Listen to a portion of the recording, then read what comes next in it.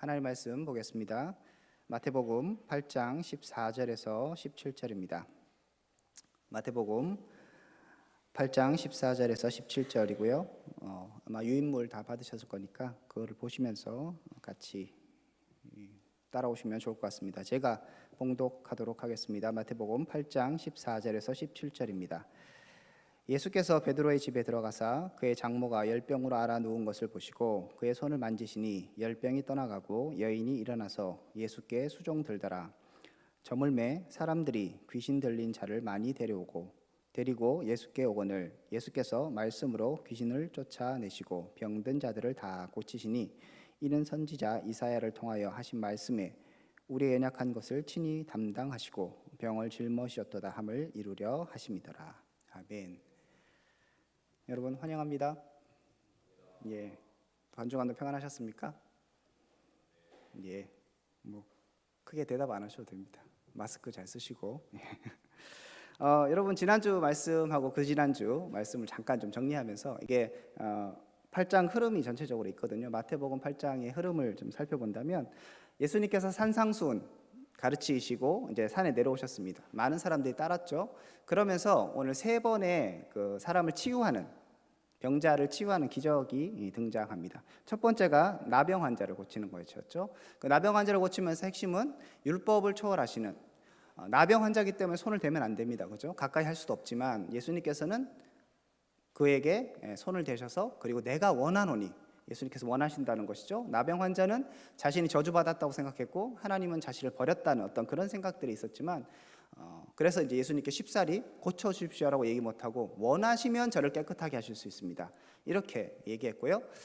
예수님께서 내가 원한다 하고 그냥 그렇게 원한다 말로만 하신 것이 아니라 손을 대시면서 그렇게 나병 환자를 고쳐주셨습니다. 손을 대면 그 부정한 것이 원래는 된 사람에게 전가되기 때문에 또 정결 예식을 해야 되고 굉장히 복잡한 일이 있습니다. 하지만 예수님은 그렇게 손을 댄다고 해서 그 부정한 것이 예수님께 옮겨가는 것이 아니라 예수님의 정결함이 그 사람에게 가는 것이죠. 주님은 우리를 고치시는 분이라는 것들을 살펴보았습니다. 두 번째로 백부장의 하인을 고치는 예수님을 살펴보았습니다. 이 백부장의 믿음이 굉장히 대단한 것을 우리가 확인했었죠. 이스라엘 중에서 이런 믿음이 없었다라고 예수님께서 칭찬하십니다. 문제는 칭찬에서 그치는 것이 아니라 이 사람의 그런 정말 젠틀하고 그다음에 하인을 사랑하고 그다음에 예의 있고 겸손하고 그다음에 하나님이 예수님이 어떤 분인가까지 알고 있는 그 사람을 비교하면서 이스라엘 백성과 비교하면서 너희들이 본 자손인데 이미 이스라엘 백성인데 여전히 하나님에 대해서 제대로 알지 못하고 율법주의에만 매달려 있어서 정말 주님을 제대로 섬기지 못하고 있다 책망하시는 것을 우리가 살펴봤습니다. 자, 오늘은 두 부분으로 나뉘는데요. 첫 번째가 베드로의 장모를 고치시는 예수님과 그 다음에 16절부터 17절에 많은 병자들 고치셨다 이 얘기가 등장합니다. 이제 같은 이야기고 오늘 16절과 17절이 사실은 이 세 기적의 어떤 정리라고 할까요? 결론이라고 볼 수 있습니다. 그래서 그런 부분을 여러분들이 염두하시면서 본문을 보셨으면 좋겠습니다. 일단 먼저 베드로의 장모를 고쳐주시는 이 예수님을 살펴보면 이제 뒤에 얘기들이 연결될 수 있습니다. 짧은 내용이죠, 그죠? 두 절로 되어 있습니다. 예수님께서 베드로의 집에 가셨는데 열병으로 장모가 앓아 누운 것을 보시고 그를 고쳐주셨다 이것입니다. 여기서 알 수 있는 것은 베드로는 결혼을 했구나 이런 이제 것들을 알 수 있죠. 어쨌든 여기에서 보면 짧은 구절이기 때문에 여기서 뭘 얘기하는 것일까? 그리고 단순하게 예수님께서 이런 열병까지도 고치는 분이다 이런 것들을 소개하는 것이 아니라 정확하게 본문에서 드러내고자 하는 부분이 있습니다. 한글 성경이 제대로 나타나 있지 않은데 헬라어 원어 성경을 보면 제가 이제 프린트에 써놨던 것처럼 이제 이게 보통 이제 일반적으로 샌드위치 구조라고 해서 히브리 문학은 히브리어 그러니까 이 이제 유대 백성들이 글을 쓰는 방법입니다. 그래서 샌드위치 구조면 A하고 A' 있죠. 그다음 B하고 B' 있고 이렇게 이제 대꾸를 이루고요. 제일 중요한 것이 뭐냐면 중간 부분입니다. 그래서 오늘 요 두 구절에 앞에 베드로의 장모를 고치는 요 부분에서 가장 핵심은 뭐냐면 단순하게 베드로의 장모를 고치셨다, 열병을 고치셨다 이 얘기가 아니라 15절 A 부분에 있는 여기 M이라고 되어 있죠. 그게 이제 핵심입니다. 그래서 원어로 이렇게 풀이를 해보면 그리고 그는 만지셨다 그녀의 손을 그래서 핵심은 뭡니까? 그녀의 손을 만지셨다. 이게 이제 핵심인 거예요. 그러니까 되게 특이하죠. 그냥 병자를 고치셨다 이런 부분이 아니라 제가 막 언어 얘기하고 막 이렇게 막 하니까 제가 언어를 막 다 잘하는 것 같지만 절대 그렇지 않습니다. 다 책에 나와 있는 내용이니까요. 그래서 그냥 이게 다 분석해 놨습니다. 그래서 여러분들 이 부분을 보시면 가장 핵심은 병자를 고친 것도 아니고 뭐 베드로의 장모이기 때문에 예수님께서 고쳐주신 것도 아니고 핵심은 그녀에게 손을 대셨다는 것. 이것이 가장 큰 핵심이라는 것들을 우리는 본문을 통해서, 본문의 구절을 통해서 확인할 수 있습니다. 손을 만지셨다. 이것이죠. 자, 그렇다면 우리가 이제 살펴볼 것은 손을 만지시는 게 도대체 무슨 의미인가를 확인해야 되겠죠. 그것이 본문의 핵심이기 때문에 손을 만진다는 거를 살펴본다면 이 다른 이제 비슷한 본문과 같은 본문과 누가복음도 있고 마가복음에도 똑같은 구절이 나와 있습니다. 같은 내용이 있는데, 그러니까 그만큼 되게 중요한 구절이라는 거예요. 짧은 구절이지만 공간복음에 같이 기록되어 있기 때문에 분명하게 핵심이 중요한 부분이 있다는 것을 우리가 전제하면서 보셔야 됩니다. 그래서 제가 얘기하는 것처럼 그러면 여기에 핵심이 무엇이냐? 손을 대셨다. 이게 이제 핵심이라는 것이고요. 그럼 손을 대셨다는 게 어떤 의미인가? 자, 예수님께서 보통은 일반적으로는 말씀으로 치료하십니다. 그죠? 그런데 여기에서는 나병 환자가 좀 비슷하죠. 예수님께서 손을 대셔서 치료를 하시는 것을 볼 수 있습니다. 나병 환자에겐 그런데 분명히 말씀으로도 하시죠. 손도 대셨지만 말씀도 하십니다. 내가 원하노니 깨끗함을 받으라라고 3절에 얘기를 하십니다. 그래서 나병이 떠나가고 깨끗해졌다라고 얘기하죠. 그런데 오늘 본문은 어떻습니까? 예수님께서 깨끗하여져라, 뭐 나병이 떠나가, 열병이 떠나가라 이렇게 얘기하지 않으십니다. 누가복음에는 이게 기록되어 있어요. 열병을 꾸짖으셨다고 되어 있어요. 그런데 마태는 그런 얘기를 하지 않는 것이죠. 그러니까 여러분 이런 거예요. 물병이 있으면 이렇게도 볼 수 있고 이렇게도 볼 수 있고 똑같은 물컵이지만 보는 각도에 따라 뭐 이거는 전혀 다른 게 없는데 뭐 이렇게 보고 이렇게 보는 거에 다 차이가 있을 수 있잖아요. 마태는 다른 부분은 다 생략합니다. 훨씬 짧아요. 그래서 딱 보여주고 싶은 요 부분만 강조해서 보여주는 것이죠. 누가는 예수님께서 꾸짖어서 열병을 떠나가게 하셨다 이런 얘기도 있는데 다 이런 것도 뺐어요. 그리고 누가복음에 보면 사람들이 예수님께 이 여자를 좀 고쳐주십시오라고 간구하는 게 있는데 그것도 다 뺐어요. 그렇게 해서 마태는 정말 하고 싶은 얘기가 있는 것이죠. 그런 것들을 다 생략하고 요 한 면만 부각시켜서 보여주고 있는 것입니다. 그 부각시키는 것이 아까 말씀드렸던 것처럼 일단은 말씀으로 고쳐주지 않으신다는 것이죠. 성경에 보면 손만 대셨어요. 나으라고 하신 얘기가 없어요. 그죠? 그래서 여기 성경에 이렇게 돼 있죠. 15절에 보면 손을 만지시니 열병이 떠나갔다 이렇게 기록되어 있습니다. 그래서 뭐 열병이 떠나가라 말한 것도 없고 뭐 많이 아프니 뭐 이렇게 얘기하는 것도 없는 것이죠. 자, 그리고 아까 말씀드렸던 것처럼 다른 사람이 이 여인을 혹은 또 이 여인 스스로가 좀 고쳐주십시오, 너무 힘들어요, 아니면 이 사람 좀 고쳐주세요라고 부탁하거나 간구하는 장면도 없습니다. 그냥 성경은 이렇게 되게 짧고 간결하게 얘기합니다. 보면 예수님께서 베드로의 집에 들어가사 그의 장모가 열병으로 앓아 누운 것을 보셨어요. 동사가 2개 나오는데 보셨고요. 그 다음에 그의 손을 만지셨어요. 그렇게 되니까 열병이 떠나가고 여인이 일어나서 예수께 수종들더라. 사람들이 고쳐달라는 얘기도 없고 여인 스스로도 예수님께 고쳐달라는 얘기도 없었습니다. 그러니까 느낌이 이런 거죠. 예수님께서 들어가셔서 여인이 누운 것을 보신 것이죠. 아무도 여인을 고쳐주십시오라고 얘기한 적이 없어요. 물론 다른 본문에서는 고쳐주십시오라고 얘기했기 때문에 그런 사건이 있었겠죠. 하지만 예수님께서 수동적으로 고쳐주십시오라고 했기 때문에 고쳐주셨던 게 아닌 거예요. 그래서 그 부분을 뺄 수도 있는 거죠. 예수님 그냥 적극적으로 그 여인을 고쳐주고 싶으신 거죠. 그냥 열병으로 누운 그 여인을 보고 안타까운 것이죠. 고쳐주고 싶고 치유해주고 싶은 마음이 있으신 것이죠. 그리고 그래서 그 여인의 손을 그냥 딱 잡으시는 것이죠. 뭐 떠나가라 뭐 이런 것도 없습니다. 그냥 손을 딱 만져주시는 것이죠.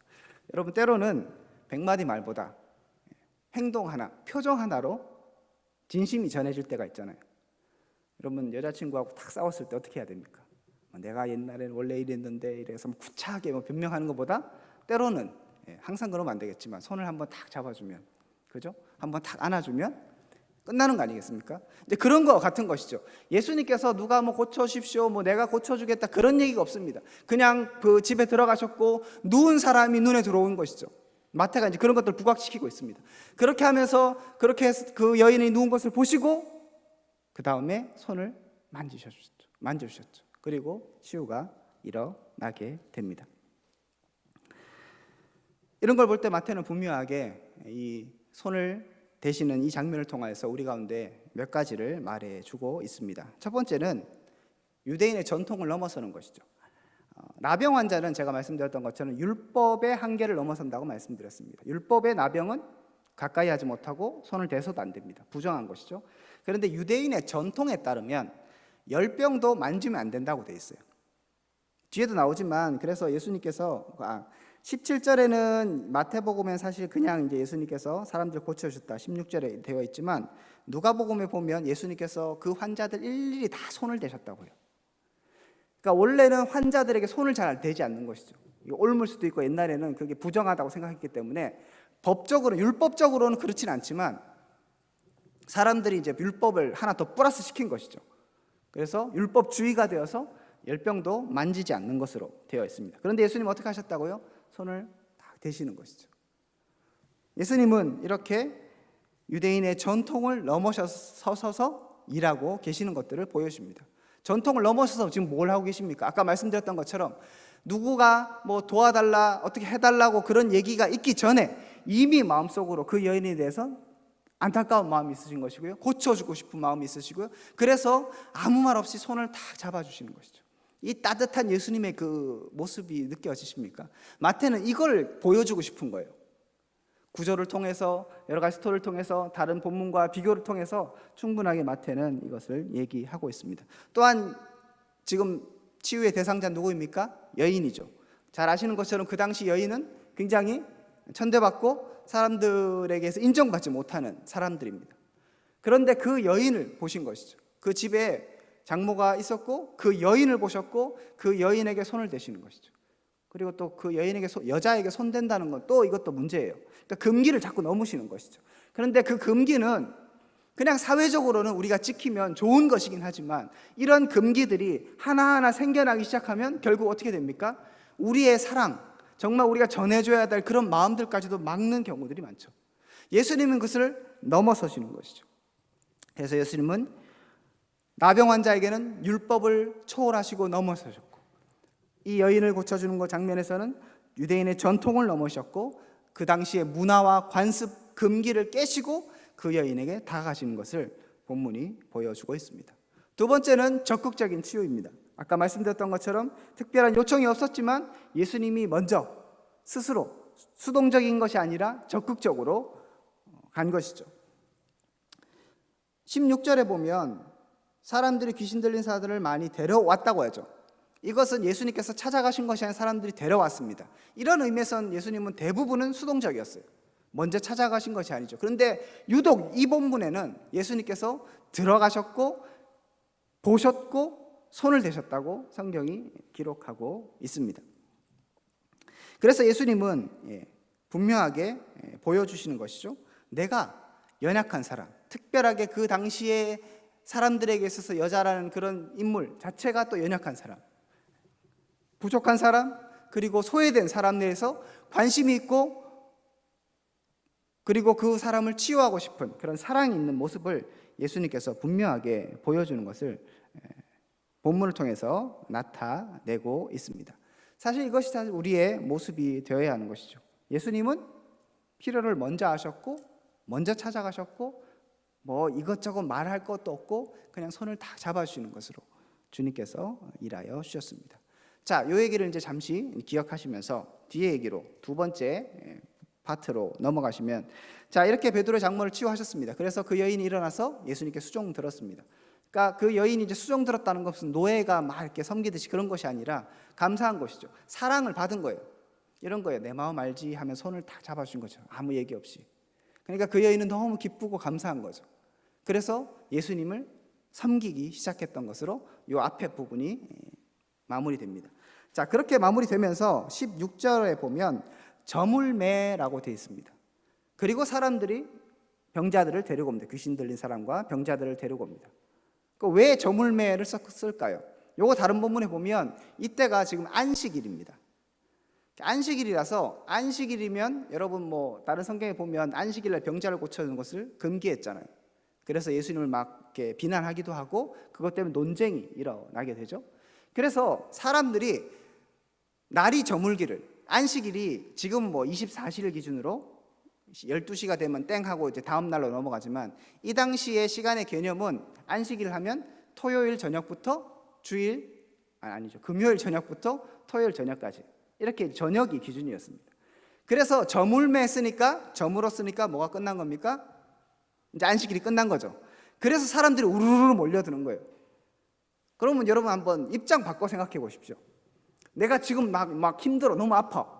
뭐 예를 들어서 지금 막 당장 막 배가 아프고 뭐 열병이 들었다. 이거 되게 심한 열병이거든요. 이 열병이 들면 여러분 어떻습니까?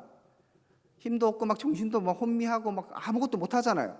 그죠? 그리고 여기도 다른 성경에 보면 이 여인이 나를 고쳐주십시오라고 얘기하지 않고 옆에 사람들이 막 적극적으로 얘기해요. 그만큼 이 여인은 자기가 스스로 자기 의사를 표현할 수 없을 정도로 고통스러워하고 있는 것이죠. 자, 고통스러운데 지금 이 사람들은 뭘 하고 있는 거예요? 날이 저물기까지 기다리는 거예요. 왜요? 안식일 날은 예수님께 고침을 받으면 안 되니까. 이것은 율법의 규정이 아니라 뭡니까? 유대인의 전통이죠. 잘못된 율법주의인 것이죠. 예수님 그거를 하고 다른 곳에서 많이 싸우시잖아요.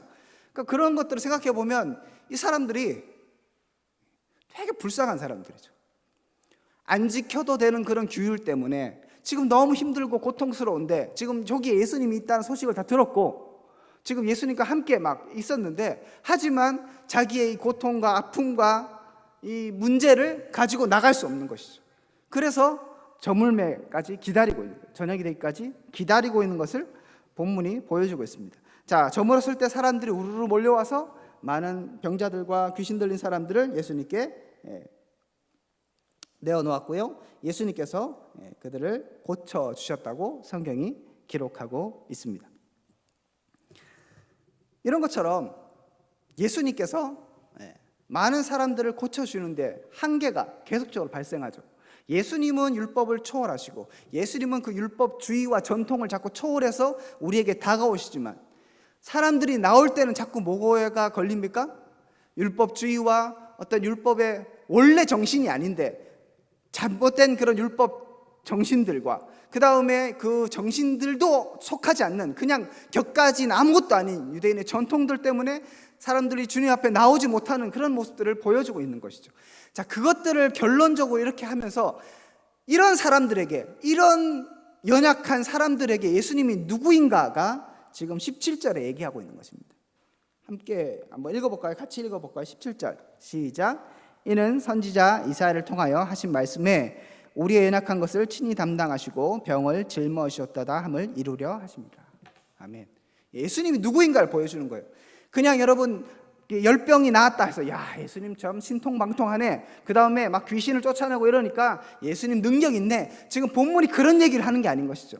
지금 이렇게 사람들을 고쳐주고 치료하는 이것, 사람 그 여인의 손을 만져주고 이런 얘기들이 도대체 무슨 의미가 있는가? 오해하지 마. 그냥 단순하게 사람 고쳐주는 신비한 능력이 있는 분으로 오해하지 마. 예수님의 관심 그런 게 아니야. 성경의 관심 그게 아니고 뭐냐 하면 이사야서 예언된 대로 무엇입니까? 우리의 연약한 것을 친히 담당하시는, 우리를 사랑하시는, 우리의 연약함을 먼저 아시고 그 여인을 보시면서 손을 딱 대시면서, 이게 이제 제가 한계인데 더 이렇게 아시겠죠 여러분? 제가 손을 댈 수도 없고, 그죠? 저의 따뜻한 손을 딱 대면서 제 마음 아시죠? 이렇게 했으면 좋겠는데, 주님의 그 마음이 있는 것이죠. 그러면서 수많은 사람들이 저녁이 되기까지 발을 동동 굴리면서 예수님께 나오지 못하는 이런 것들을 예수님께서 하실 거 아닙니까? 그 안타까우신 거죠. 그러면서 그들의 연약함을 어떻게 한다고요? 친히 짊어지시고 감당하시는 것이 누구이다? 이것이 이사야서에 이미 수백 년 전에 예언되었던 메시아의 모습이고 지금 그 일들을 주님께서 보여주고 계시는 것이죠. 자, 그렇다면 오늘 말씀은 우리에게 도대체 무엇을 이야기하고 있습니까? 그래서 주님은 누구인가이죠. 예수님께서 이런 신통방통한 능력이 있다, 이것은 성경의 핵심 그런 것이 아닙니다. 제가 지지난주에 말씀드렸죠. 수많은 기적이 있어요. 여기도 보면 많은 사람들이 고침을 받았어요. 그런데 유독 몇몇 사람들만 기록하잖아요. 그 사람들이 보여주고 있는 핵심 어떤 메시지가 있기 때문에 이것을 기록하는 것이죠. 우리에게 말씀해 주고 있는 것입니다. 그리고 엉뚱한 생각하지 말라고 이렇게 친절하게 기록까지 해놓았습니다. 이사야에서의 얘기를 대로 주님이 어떤 분인가, 우리의 연약함과 우리의 부족함을 친히 담당하시고 짊어지고 함께 하시는, 손 내밀어 잡아주시는. 사람들은 그 당시에 율법주의자들, 율법을 가르치는 선생님들, 종교 지도자들은 이것은 전통이다, 이것은 율법이다 하면서 그것을 넘어가지 못하고 금기하고 사람들을 억누르고 속박했다면, 주님은 우리 가운데 찾아오시고 사랑을 보여주시고 손을 내밀어 주시고 만져주시는 것이죠. 그분은 능력이 있어서 어떤 부정한 사람을 만졌을 때 그 부정함이 그분에게 영향을 미치는 것이 아니라 그분의 능력이 그 사람들에게 전가되는 것입니다. 우리가 섬기는 분은 바로 그 예수 그리스도입니다. 우리가 주로 고백하는 분은 바로 그분이신 것이죠. 여러분, 여러분의 개개인의 형편과 상황들을 저는 잘 알지 못합니다. 여러분의 과거가 있었을 수도 있고 앞으로의 여러 가지 걱정들이 있을 수 있습니다. 주님께서 아십니다. 주님께서 만지십니다. 주님께서 책임져 주십니다. 주님께서 우리의 연약함들을 친히 짊어지고 담당해 주시는 것이죠. 이걸 믿고 그 주님의 은혜를 경험하시기를 축복합니다. 인본주의적으로, 그리고 주님은 나를 사랑하셔, 그래서 내가 세상의 중심이고 그런 얘기를 하는 게 아닙니다. 메시아로서 오신 그분은 하나님의 백성들을 향하여서 율법으로서 언약했다고 담임 목사님 늘 얘기하는 종주권 언약 때문에 딱 언약이 맺어진 것이죠. 그래서 책임을 다해 주시는 것입니다. 그런데 그 책임은 억지로 하는 책임이 아니라 사랑이 있는 책임인 것이죠. 적극적으로 하시는 것이죠. 수동적이 아니라 먼저 찾아가시는 것이죠. 손을 내미시는 주님인 것이죠.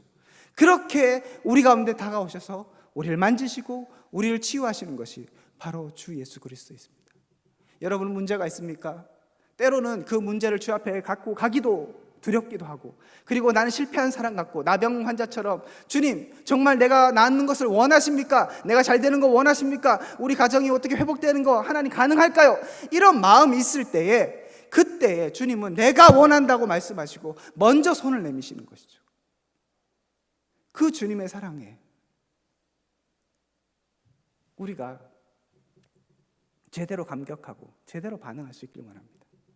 주님이 누구인지, 주님이 어떤 분인지 아무 관심 없이 그냥 그 무게의 짐을 나 혼자 짊어지고 그렇게 가는 것은 정말 어리석은 일인 것이죠. 주님이 짊어지시는 것입니다.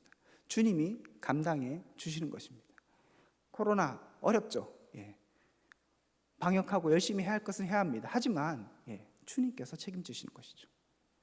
그래서 우리가 코로나 안 걸린다 이런 차원의 문제가 아닙니다. 걸리든 안 걸리든 내가 죽든 살든 모든 것이 다 주님께 달린 것이고, 주님이 우리를 불꽃 같은 눈으로 지켜보호하시고 함께 하신다는 사실을 잊지 않으시기를 축복합니다. 그래서 시편 139편에 이것을 이렇게 얘기합니다. 주께서 나를 살펴보심으로 나를 아시나이다. 주님께서 우리를 아시는 것이죠. 주께서 내가 앉고 일어섬을 아시고 멀리 서서 나의 생각을 밝히 아신다고 얘기합니다. 나의 형편을 알고 계시는 것이죠. 그래서 주님께서 손을 내밀어 주시는 것입니다. 오늘 여러분의 형편과 상황들, 특별하게 우리 청년들, 그리고 중고등부 학생들, 공부하는 것 때문에, 취업 때문에, 결혼 때문에 여러 가지로 고민이 될 때가 있을 수 있습니다. 하지만 여러분 믿으시기 바랍니다. 주님께서 여러분의 형편을 더 잘 알고 계십니다. 그리고 주님의 때에, 주님의 방법으로 주님께서 이끌어 가실 것입니다. 때로는 우리는 율법주의라는 벽에 부딪혀서 주님 앞에 나가지 못하고 막 저물매 그 시간을 기다리며 동동동 발을 굴리고 있을지 모르겠습니다. 여러분, 그렇게 할 필요가 없는 것이죠. 주일날 돼서 예배 드릴 수 있는 겁니까? 그때만 주님 만나는 것입니까? 아니요. 지금 내가 고통스러운 그때 주님 앞에 기도하면 즉시로 나갈 수 있는 것이죠. 내가 이 문제를 주 앞에 즉시로 갖고 갈 수 있는 것이죠. 이거 뭐 율법주의 때문에, 이거는 뭐 이런 규율 때문에 이런 것은 내가 좀 잘못했는데 어떻게 안 될까? 뭐 여러 가지 생각들이 있지만 그런 것들이 우리를 막을 수 없고, 우리는 거기에서 멈칫할 수 있지만 주님께서 먼저 일하여 주신다는 사실을 믿으시기를 축복합니다. 우리가 믿는 주님이 바로 그분임을 기억하시면서 날마다 주님과 함께 승리하시는 여러분 되시기를 주님의 이름으로 축복드립니다. 함께 기도하도록 하겠습니다.